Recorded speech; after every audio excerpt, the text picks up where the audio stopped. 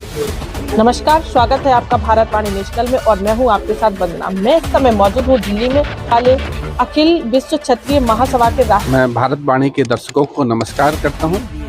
वंदना जी, मैं बता दूं कि मेरी शक्ति ऐसी होती है कि अब इस समय तो वो सारी दो दया निधि कर्तव्य मार्ग पर डट जावे। नमस्कार, स्वागत है आपका भारतवाणी नेशनल में और मैं हूं आपके साथ वंदना। मैं इस समय मौजूद हूं दिल्ली में और मेरे साथ इस समय मौजूद है चंबल क्षेत्र से आए हुए देश और प्रदेशों में अपना नाम कमाने वाले अखिल विश्व क्षत्रिय महासभा के राष्ट्रीय अध्यक्ष ठाकुर जोगिंदर सिंह भदौरिया जी।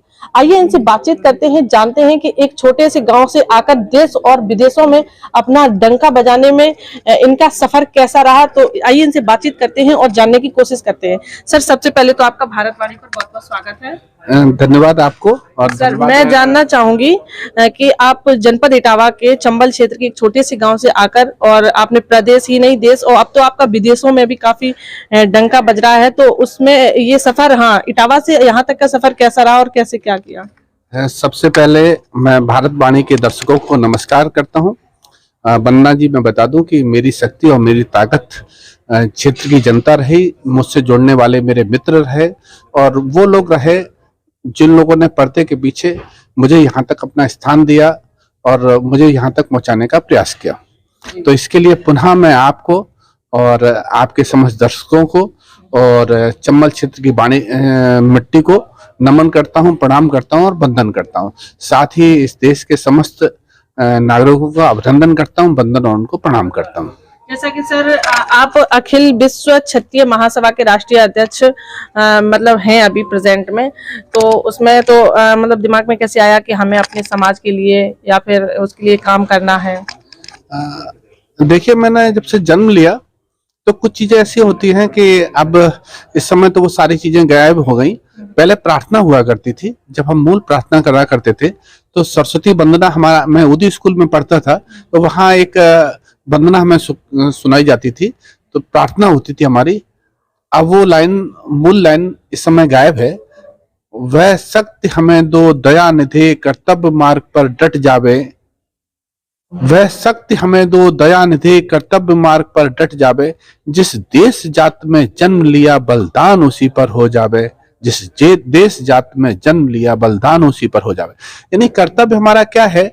कर्तव्य ये है हमारा कि हे प्रभु, मुझे वो शक्ति दो, कर्तव्य के वो रास्ते दिखाओ। आज उसको जो है जाति को इन्होंने सोशल से जोड़ दिया है, जबकि जाति एक हमारा एक कर्म के प्रधान था। क्षत्रिय मतलब बाहुबली, क्षत्रिय मतलब वो बाहु जिनमें शक्ति हो दूसरों के कर्म के लिए। आज क्षत्रिय की परिभाषा इन्होंने सब चेंज कर दी। आज क्षत्रिय को एक ऐसा मान लिया कि कोई ऐसी विशेष जाति है जो लड़ाकू है, जो दारू पीती है, जो ऐसा करती है, वैसा करती है, गलत तरह का अत्याचार करती है। जबकि क्षत्रिय का शाब्दिक अर्थ है जो दूसरों को छत्र प्रदान करे, यानी छाते का मतलब जिस तरह से सुरक्षा प्रदान करना है, इस तरह से उसके साथ अगर किसी के साथ हो जाए, अन्याय हो रहा हो, तो उसके साथ जो लोग खड़े हैं वो क्षत्रिय है। जब इस देश में जब आक्रमण हुए, जब उस समय के, वर्तमान के, जिनको आज हम आतंकवादी कहते हैं, उस समय के आतंकी जब भारत पर आए तो उनकी लड़ाई लड़ने के लिए जो लोग थे वो क्षत्रिय थे।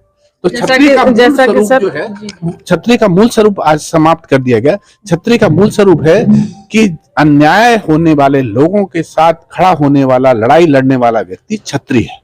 जैसा कि सर, आपकी ये जो संगठन है उसका नाम है अखिल विश्व क्षत्रिय महासभा, तो मैं दर्शकों को बताना, मतलब आप एक जानकारी के तौर पे यही पूछना चाहूंगी कि इसमें सिर्फ आप क्षत्रियों के हित की बात करते हैं या अन्य जातियां जो भी जरूरतमंद होते हैं? देखिए, इसका मूल स्वरूप तो क्षत्रिय तत्व से जुड़ा हुआ था। राजपूत और क्षत्रिय की जितनी जातियां हैं, क्योंकि संगठन बहुत सारे खड़े हुए, तो उस समय महाराजा गज सिंह, महाराजा हमारे देश के उपराष्ट्रपति भैरव सिंह शेखावत और प्रतिभा पाटिल के पति देवी सिंह पाटिल, जो अभी दिवंगत हुए, प्रभु उनकी आत्मा को शांति प्रदान करे, इन लोगों ने एक संगठन बनाया। और संगठन में, उसमें देश में चूंकि आरक्षण की व्यवस्था अन्य जातियों को तो थी, लेकिन क्षत्रिय राजपूतों का कुछ भी नहीं हो रहा था, तो इन्होंने उनके उत्थान के लिए, कि अब सरकार तो उनका कुछ करती नहीं है, तो ऐसे गरीब लोग, गरीब में लोगों का किसी जाति में पैदा होना एक अभिशाप तो नहीं है? वो तो अब देश काल परिस्थितियां हैं। हाँ, मैं ये कहता हूं, इसमें मेरा थोड़ा संशोधन है कि आप गरीबी में पैदा हो सकते हैं, लेकिन उसके लिए आप संघर्ष करें, लड़ाई लड़े और आप मेहनत करें और अपने यशस्वी बने। तो इसके लिए इन्होंने एक संगठन बनाया था कि जितने भी गरीब लोग हैं उनकी हम किस प्रकार से, समाज के लोगों की किस प्रकार से मदद कर सके।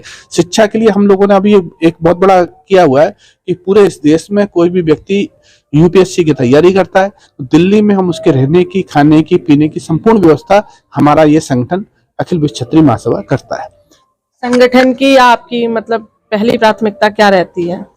हमारी पहली प्राथमिकता संगठन की रहती है कि जो बच्चे शिक्षा से वंचित हो रहे हैं किसी कारणों से, आर्थिक कारणों से, तो हम लोग उनकी मदद करते हैं।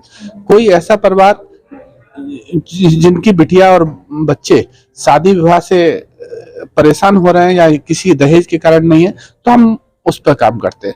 इसी तरह से अगर किसी के साथ अन्याय हो रहा है, किसी भी रूप में हो रहा है, तो उसके लिए संगठन लड़ाई लड़ने के लिए तैयार रहता है।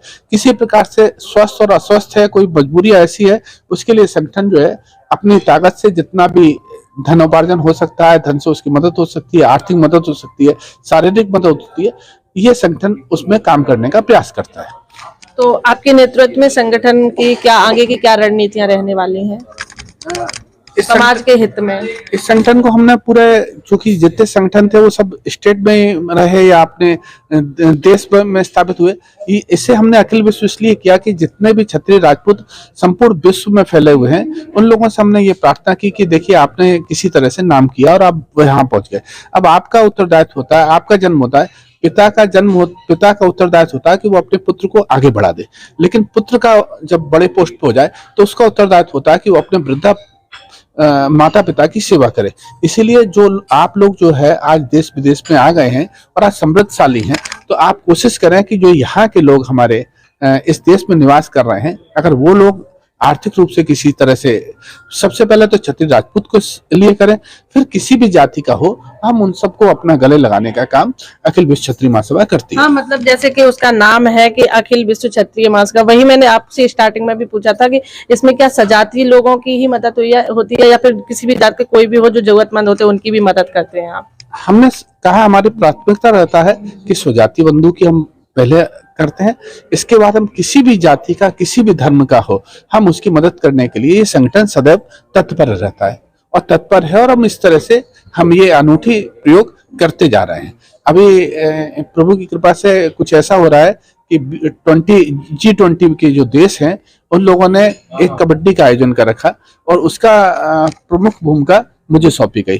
तो इसके लिए स्थान चयन करना है और हो सकता है कि हमारे निकाह में भी इंदौर था, लेकिन मुझे सौरभ जी से मिलकर के, और अभी महाराज सिंह भदौरिया इटावा के एक पत्रकार हैं, उन्होंने ऐसा कहा कि आप इटावा की जन्मभूमि में जन्म हुआ है तो इस आयोजन को इटावा में प्रयास करें। तो मैं सीएम से, उत्तर प्रदेश के मुख्यमंत्री से मिलकर के प्रयास करूंगा कि वो आयोजन इटावा में हो। जैसा कि अभी मेरे साथ थे कि अखिल विश्व क्षत्रिय महासभा के राष्ट्रीय अध्यक्ष ठाकुर जोगिंदर सिंह भदौरिया जी, इन्होंने बताया है कि कैसे ये एक चंबल के छोटे से इलाके से और देश और प्रदेशों में आने का इनका कैसा सफर रहा है और ये अपने समाज के लिए किस तरीके से मदद करते हैं।